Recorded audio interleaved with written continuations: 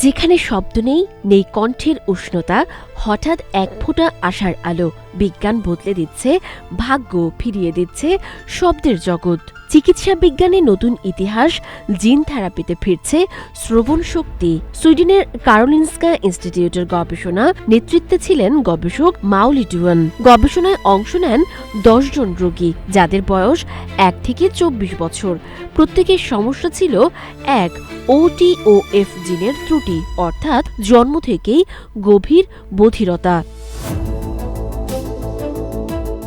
বিখ্যাত journal Nature মেডিসিনে প্রকাশিত হয়েছে একটি গবেষণা, যা নতুন চিকিৎসা পদ্ধতির আবিষ্কার, একটি ইনজেকশন যেটি প্রয়োগ করা হয় অন্তর্কর্ণে। এতে ব্যবহার করা হয় বিশেষ কৃত্রিম ভাইরাস।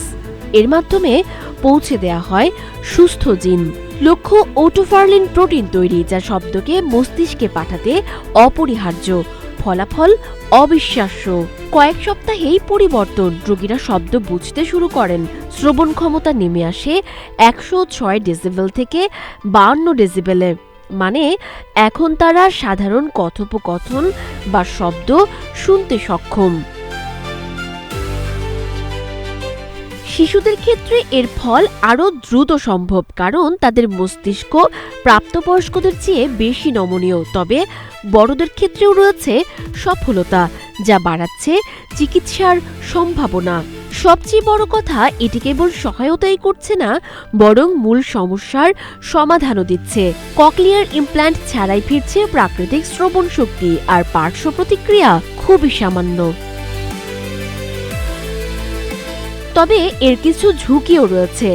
অল্প সময়ের জন্য শ্বেত রক্তকণিকা কমে যায়, তবে চিকিৎসকরা বলছেন এতে গুরুতর ঝুঁকি নেই।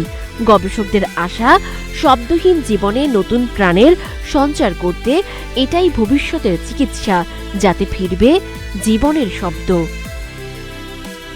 সানজিদা আফরিন, সোনিয়া, নাগরিক, প্রতিদিন।